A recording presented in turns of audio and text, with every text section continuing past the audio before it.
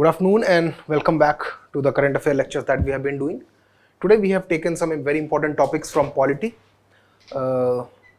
environment, economy, and I believe one is from a specific report by ILO.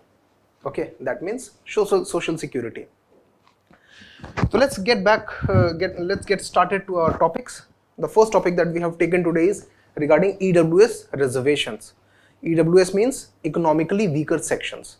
The reservations that have been provided to economically weaker sections, we are talking about that. That reservation has been provided under our Constitutional Amendment Act 103. Okay. Now we are going to take, because EWS reservation was provided by a Constitutional Amendment Act and then it got challenged in Supreme Court. A lot of petitions have been filed and now Supreme Court is going to hear those petitions. Supreme Court has formulated 3 questions before it, which will be answered by the court itself, right? Now, why it is in news? Because Supreme Court Constitution Bench. Now, Constitution Bench, we already understand what is a Constitution Bench. We have talked about it. A Constitution Bench will be formulated. A Constitution Bench will be formulated by the court in making decisions on specific questions of law or where the constitutional interpretation is required. Only in those cases, a constitutional bench will be formed. Constitution bench or constitutional bench will be formed. Okay, that means constitutional, and moreover, the minimum strength of a constitutional bench is 5 judges.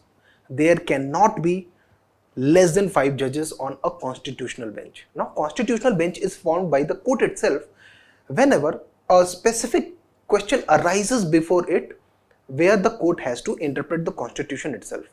That means when a question of fact or of law which demands the court to interpret the propositions or the clauses of the constitution, then that kind of bench is called a constitutional bench. Okay, and in the constitution itself it is provided that the minimum number of judges that can sit over a constitutional bench is 5, 7, 9 and 13. Only one constitutional bench of 13 judges has been formed till yet, and that is in the Keshwanand Bharti case, and that is why Keshwanand Bharti case is a very important case in the judicial evolution of India. Okay.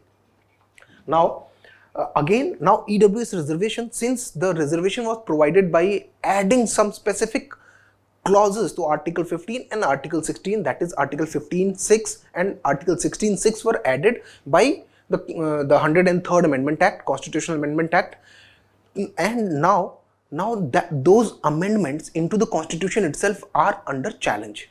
That means for example, Constitution Bench is constituted when? When a change has been made into the Constitution itself, and to verify if that change into the Constitution is a valid change or not, right? The first point is that. The second point will be when any law which even if it is not a Constitutional Amendment Act comes before the court, where the court needs to interpret the clauses of the Constitution itself. Okay, then the constitutional bench will be formed.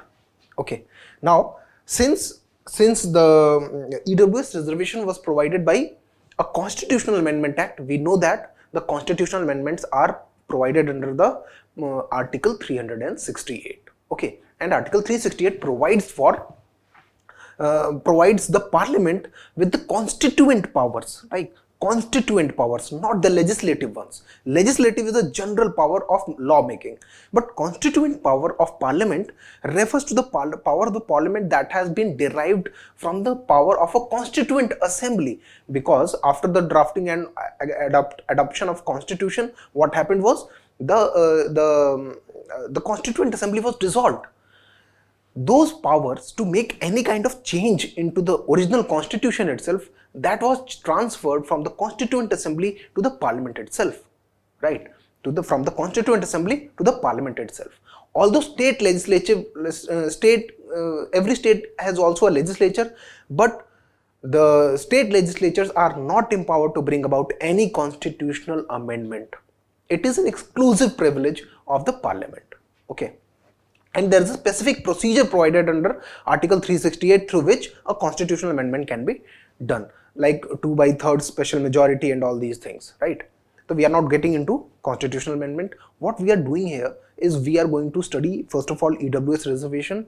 Second, what are the various provisions of reservation in India, and does this specific EWS reservation violate the constitutional guarantees provided under the part 3, basically Article 15 and Article 16, Article 14. Okay, so I hope you understood the whole background of this situation.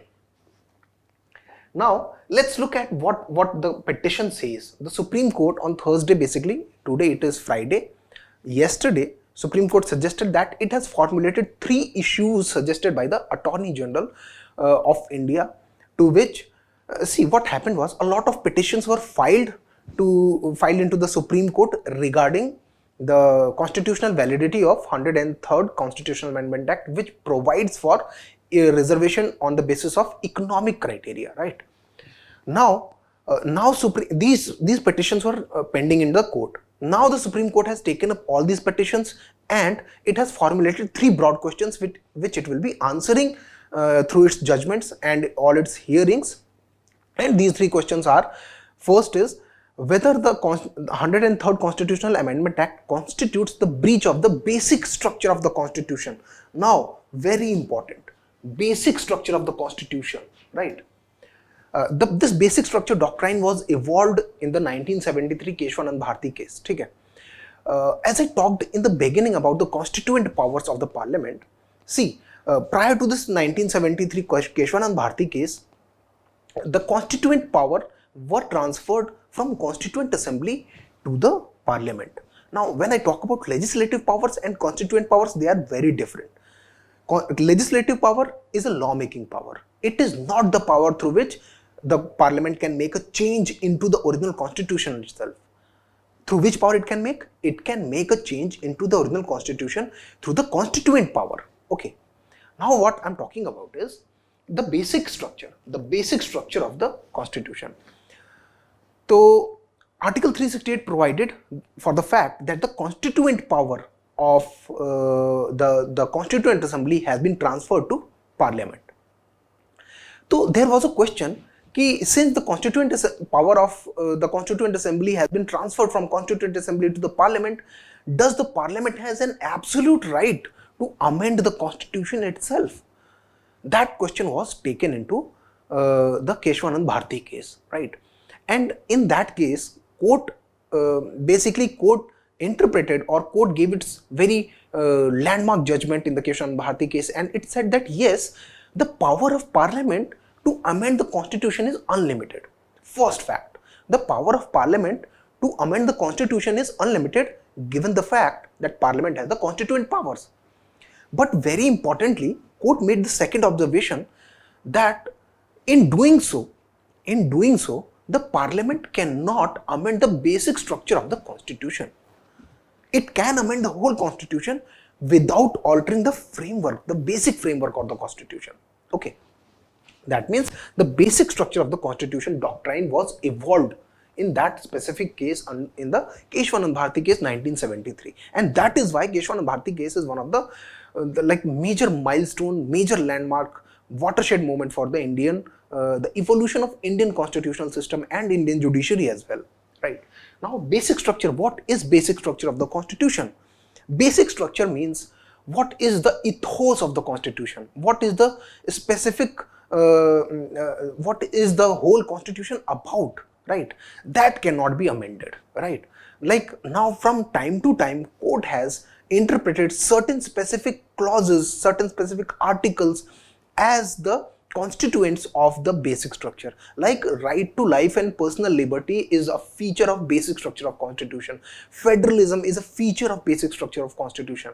The Parliament can make changes into the Constitution without altering the basic structure of the Constitution. Is that okay?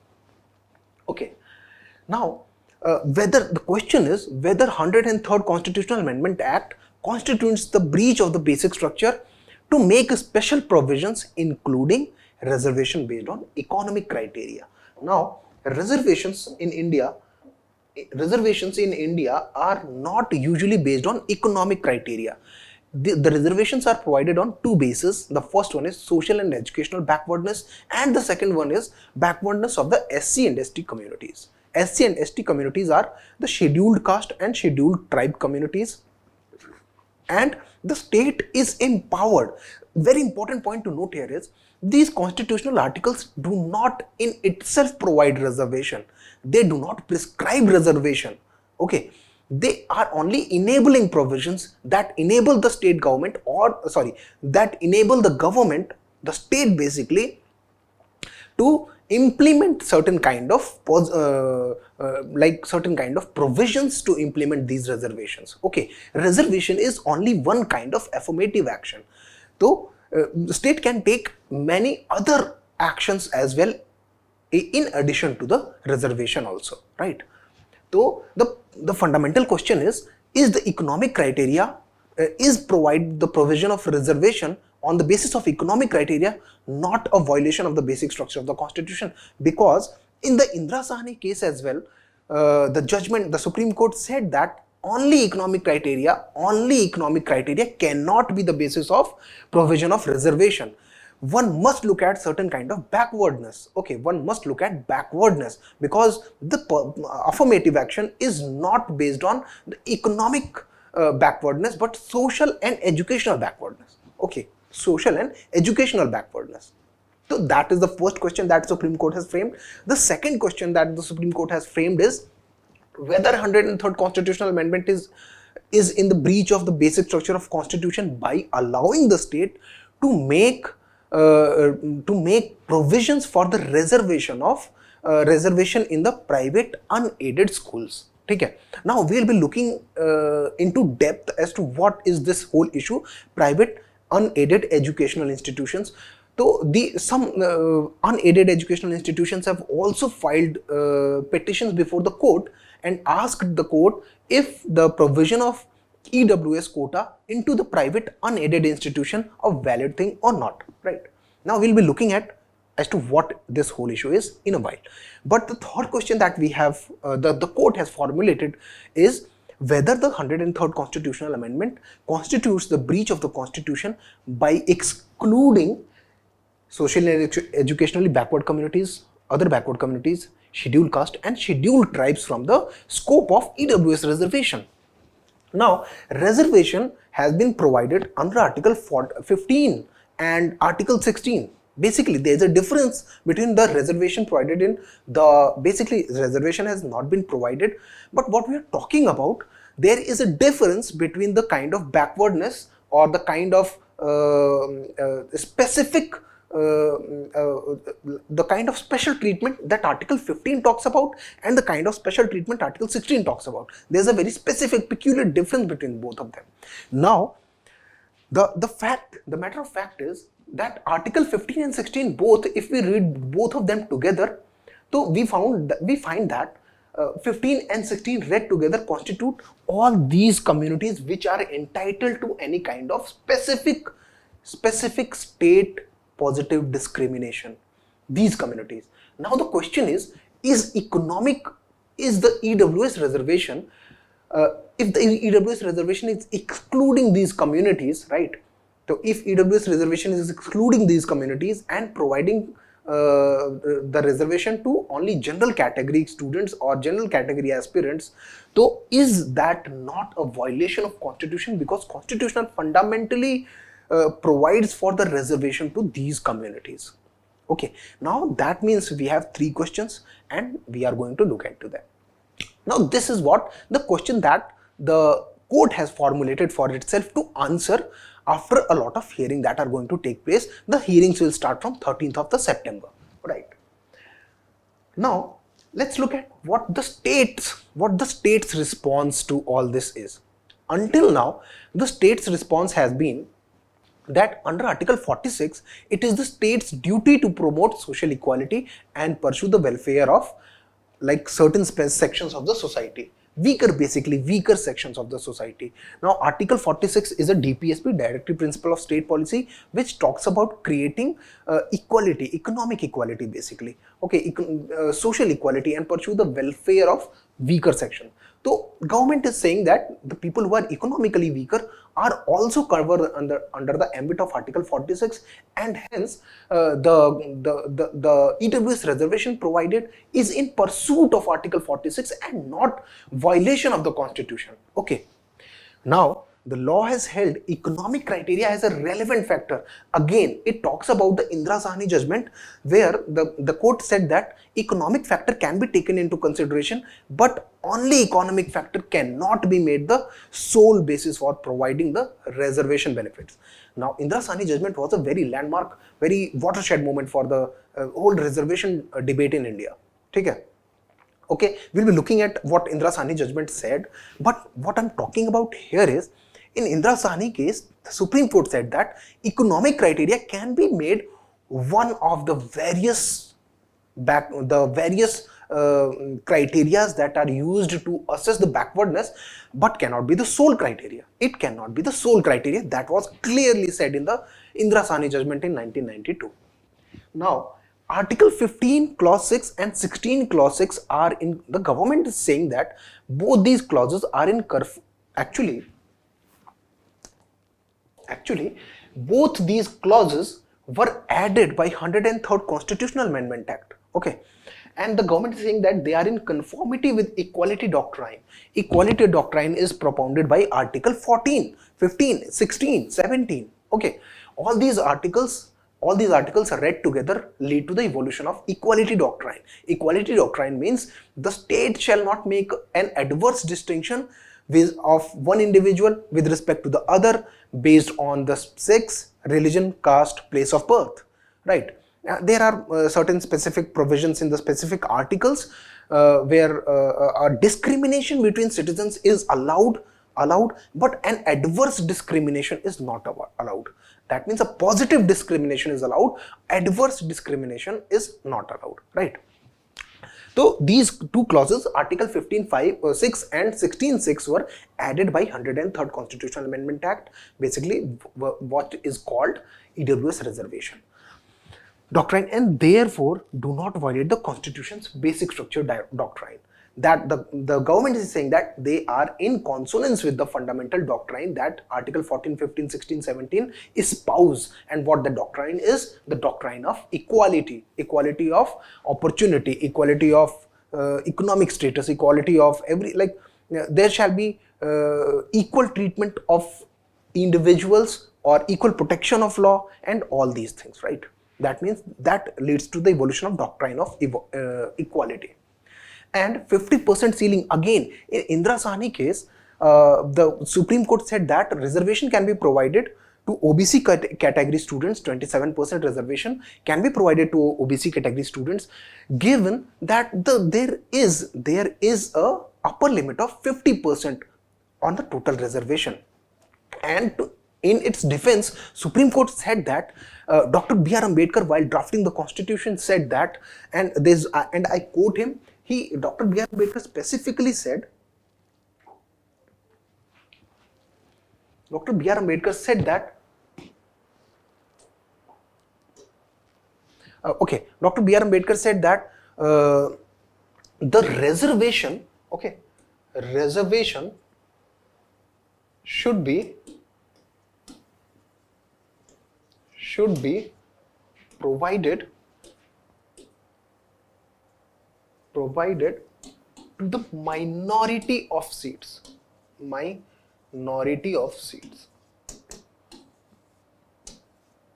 Okay, minority of seats means at least it should be less than equal to 50%.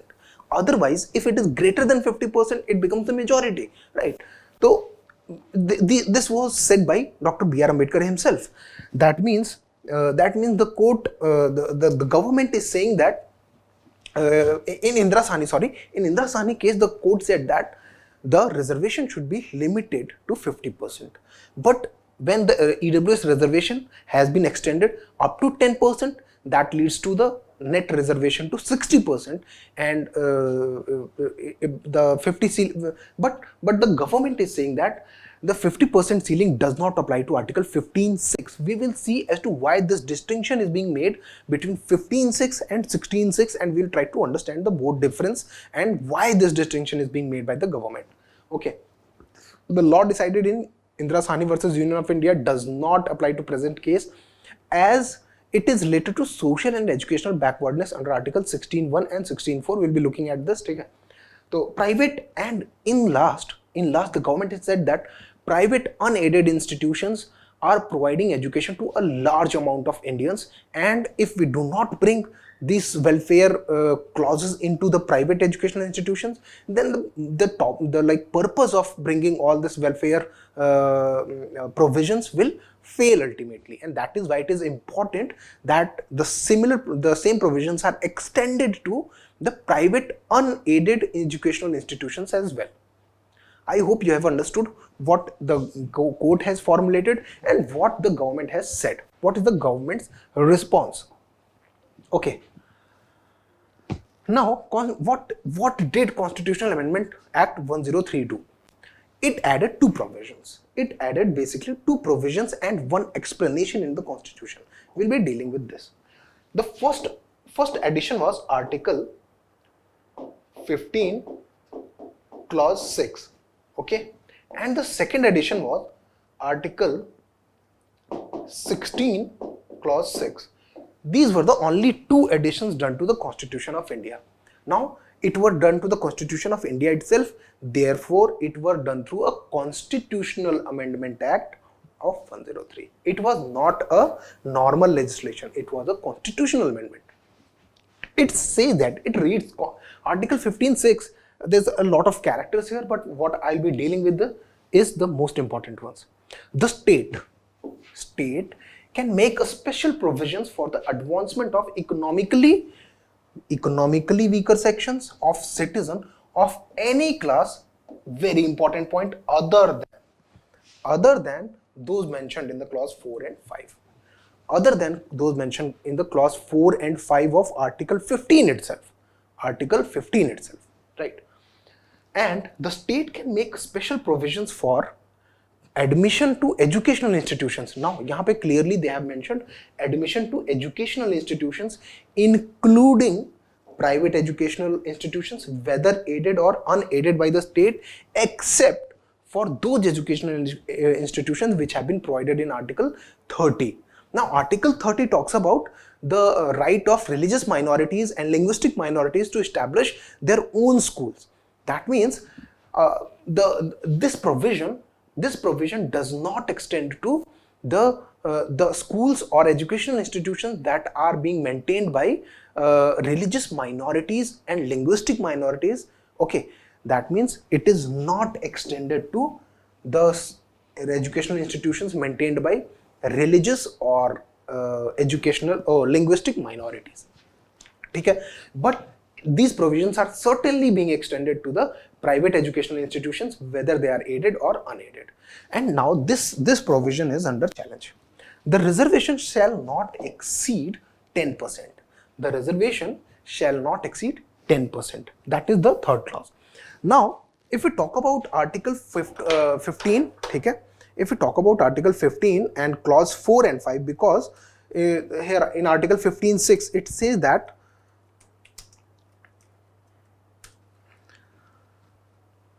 okay, it says that any class that the state can make a reservation or any kind of special provision for advancement of EWS section of the citizens of any class other than those mentioned in clause 4 and 5.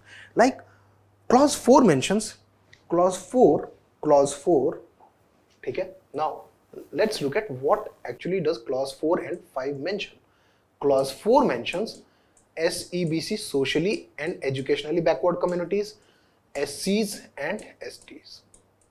Okay, and this is the 15 clause 4.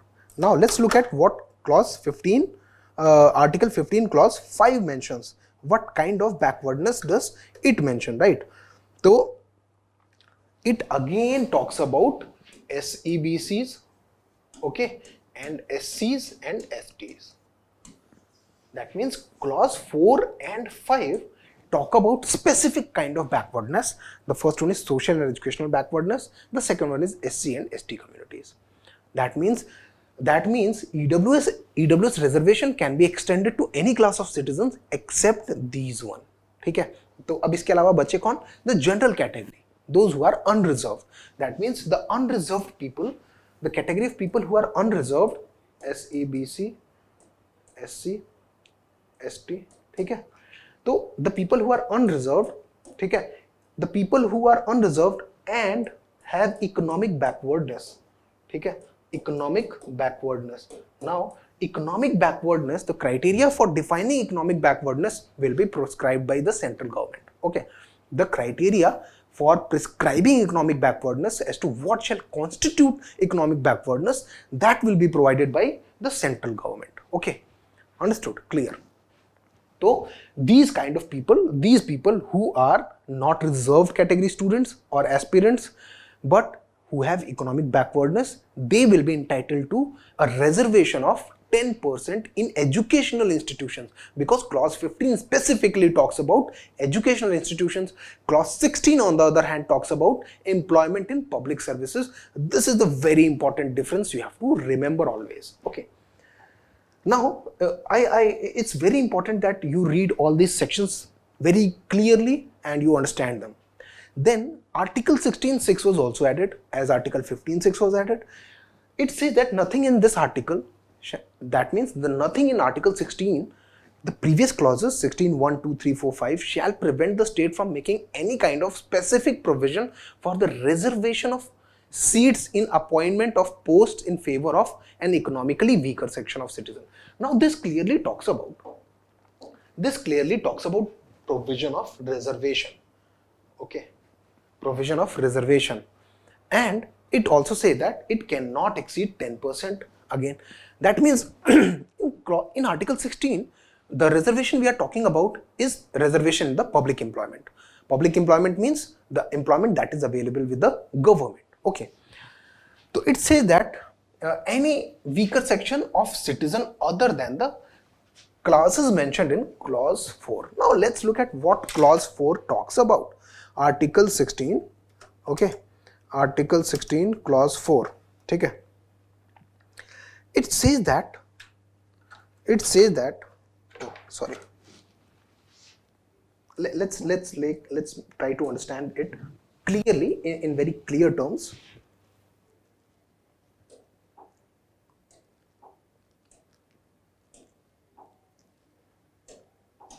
Okay, now there's a very specific distinction, a difference between clause 4, Article 16 and Article 15. Okay, now Article 15, sorry, this was very dramatic. Okay, Article 15 and Article 16. Okay, so Article 15 clause 5 and 4, okay, we are trying to understand what kind of distinction the Article 15 and Article 16 make, right? The first one is Article 16 clause 4. The first one is Article 15 talks about SEBC, socially and educationally backward communities. The second is SCs and STs. On the other hand, Article 16 clause 4 talks about the reservation to people or the community or the classes of citizens who are, in the opinion of the state, very important point to note here, in the opinion of the state are what?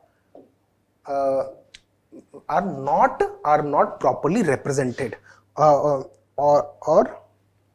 not adequately represented, are not adequately represented. Oh, sorry, represented. Okay, That means Article 15 Clause 5 and 4 talk about SEBC, specifically socially and educationally backward communities and scheduled caste and scheduled tribe. On the other hand, Article 16, which talks about reservation in employment in public services, talks about any kind of backward classes of citizens. Backward classes of citizens who, in the opinion of the state, are not adequately represented. Now, in Article 15, it specifically talks about social and educational backwardness, okay?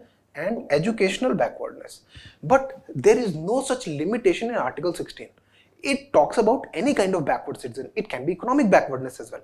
But in the Indira Sahni judgment, in 1992, the Supreme Court clearly said that the backward classes in Article 16 can be inferred not only, the clause is, important point to note here is, not only economic, but caste, on the basis of caste. That means in 1992, what Supreme Court said that economic criteria can be considered as one of the criteria for assessment of backwardness, but the major factor should be the caste. Okay, that means again socially and educationally backward or SC and ST tribes, right? So that is what was the interpretation of Supreme Court in 1992 Indira Sahni judgment. Okay.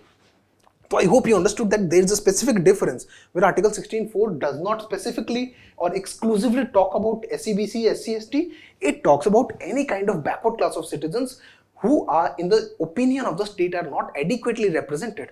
Now this is also an important point, adequate representation. That is why, to provide for adequate representation, Supreme Court also said that to assess that a specific community is adequately represented or not, there should be quantifiable data for that. There should be what? Quantifiable data. Quantifiable data means a data that can properly demonstrate that yes, certain kind of citizens are not properly represented in the public services. And only those community of people or those classes of people should get the reservation benefits in employment if they are not properly represented. Okay, I believe that is clear to you. It was very important and very interesting as well as to how the constitution was made and what was inside the head of the constitution makers and how Supreme Court has interpreted it. And now there was also the explanation added that economic backwardness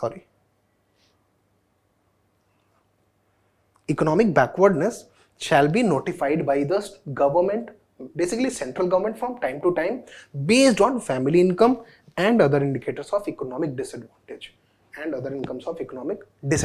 Okay, so these were the additions done by Constitutional Amendment Act 103. Reservation ceiling. Now we are talking, because the fundamental challenge is that the Constitutional Amendment Act 103 led to the violation of the breach of the upper limit that has been set by Supreme Court in the Indira Sahni judgment, and that limit was 50%. That means if there are 100 vacancies, not more than 50 vacancies can be reserved. But when we talk about the EWS reservation, in addition to that 50%, 10% reservation can be more provided, and this 10% in addition to the original 50% will lead the whole reservation to 60%. Okay, and that fundamental clause is under challenge because that will be a breach of the law established under Indira Sahni judgment, which said that 50% limit cannot be breached. Let's look at what were the specific observation of Indira Sahni judgment. It said that, again, we were talking about in the previous section, in the previous clause, Article 16(4). Article 16 clause 4 talks about what? Article 16(4) talks about any kind of backward classes of citizen who, in the opinion of the state, are not adequately represented. Are not adequately represented means they can be any kind of backward classes of citizen. They can be economic backwardness as well.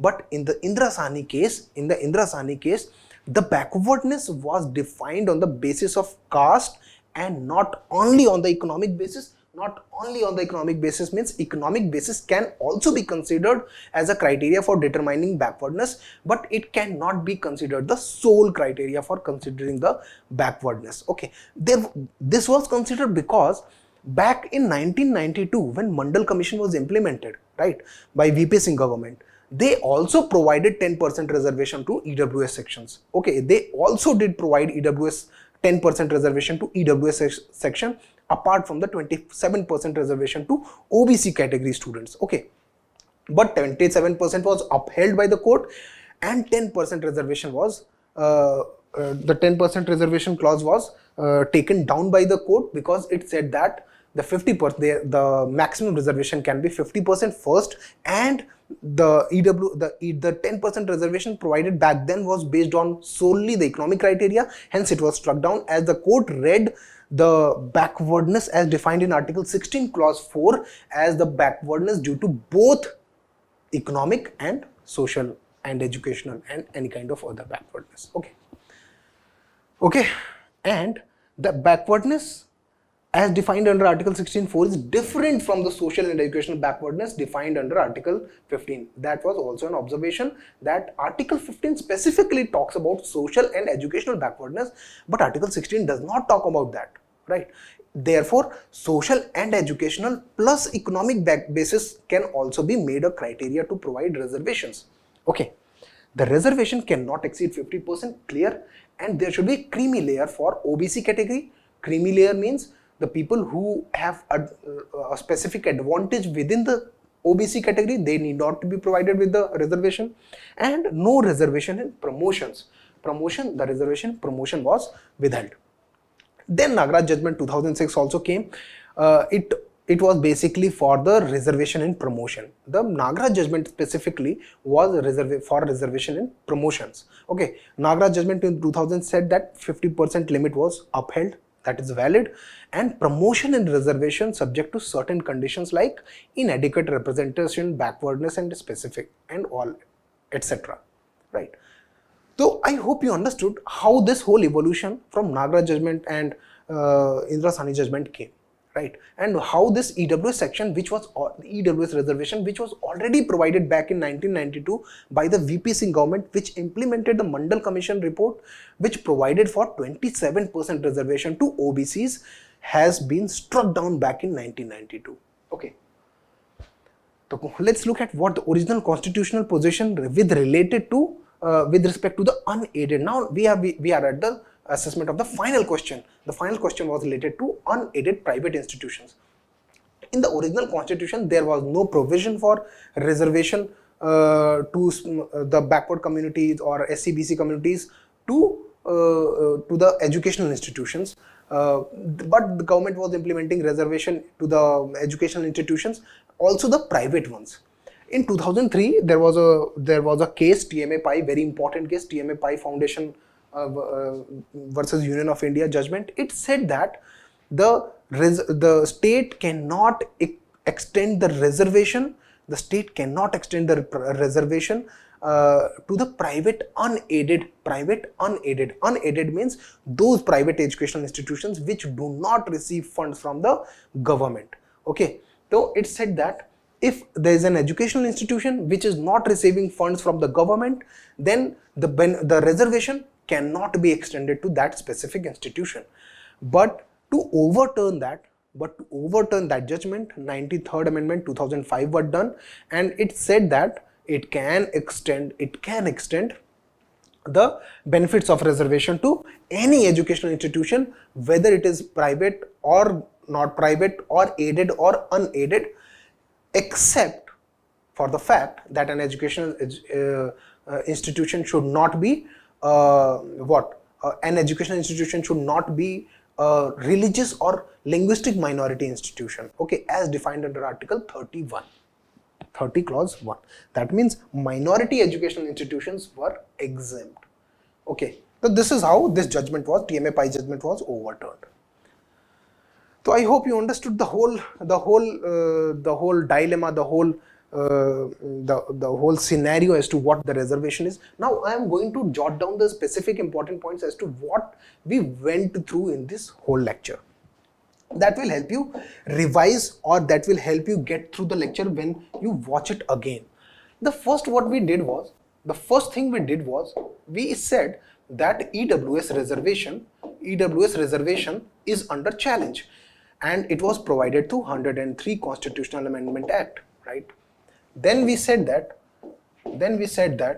what is the reservation ceiling? What is the reservation ceiling? Okay, CEI. What is the maximum limit, the upper limit of reservation? It is 50%. Okay, it is 50%. Then we dealt into the specifics as to what amounts to backwardness. Okay, backwardness. Okay, backwardness, and how articles 15 and 16 are different with respect to the definition of backwardness. Then we came to Indira Sahni judgment, okay, and then we came to Nagaraj judgment. Then we tried to understand the position, the constitutional position with respect to the unaided private educational institutions. I hope that is amply clear to you. If you have any doubts regarding this whatsoever, kindly comment in the comment section. I'll be more than happy to take them. Okay.